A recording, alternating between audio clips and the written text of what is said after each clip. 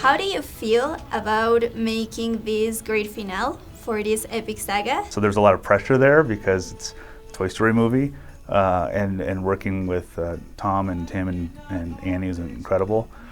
So I don't know, I feel extremely honored by it. Yeah, I feel there's a tremendous amount of pride. You know, being at the company so long and with the studio since Toy Story, it just feels like Toy Story is so important to us at the studio and in the world. I mean, people really love it and responded to it over the years, and so we feel this great honor and sense of pride that it's finished, that we made something that we hope will fit within the saga of films in a real worthy and important way. Many of us saw Toy Story 3 Yes. as the finale. Mm-hmm. Yeah. But what made you get the Toy Story gang back? And how did you manage to develop a story that felt natural and not forced? We felt the exact same way, which was we thought 3 was the end.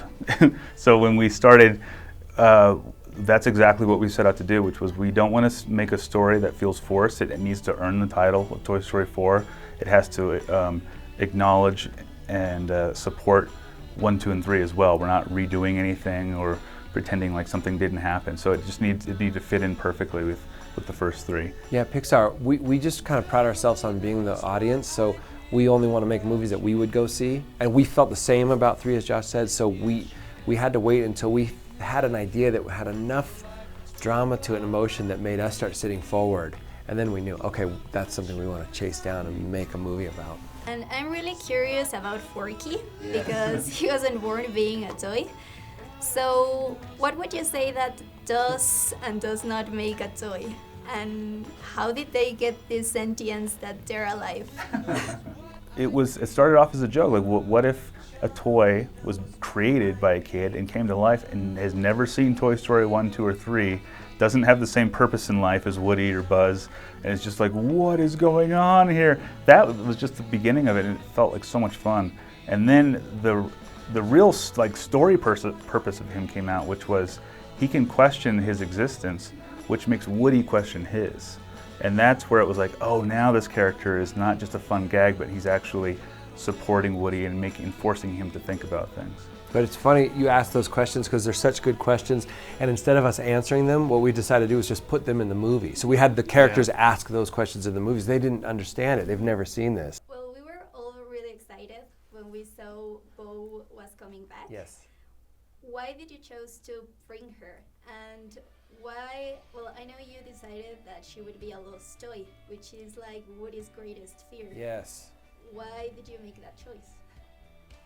Bo Peep was always part of the idea of Toy Story 4 from the very beginning. And so we knew that we're going to have Woody go through some sort of change, and the best way to do that is to have Bo Peep come back in a big way that is unexpected to him and to the audience. And so, you know, in the very first movie, Woody freaks out because he says, "I'm a lost toy." He like starts to, you get the idea that that's the worst possible thing for a toy. So we thought, what if she came back as a lost toy, and he doesn't understand this world that she's living at all? It just felt like a great conflict and a great way to introduce her back into the movie.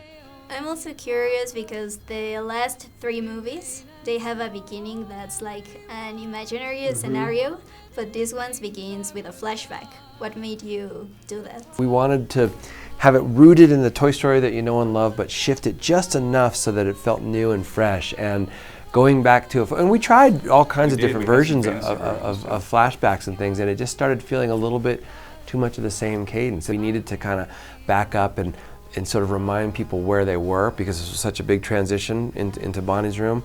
So the story kind of determined that we needed to spend that time setting up something different. This movie is coming out 24 years after the first one. Do you remember the first time you saw Toy Story 1? Yes. Yeah, do you remember? I do. When I was at Pixar, I remember seeing it there. But even then I was an intern, and it blew my mind and made me cry. I'll never forget it. And yeah, we realized that people have kind of grown up now, take their kids and so forth to see it.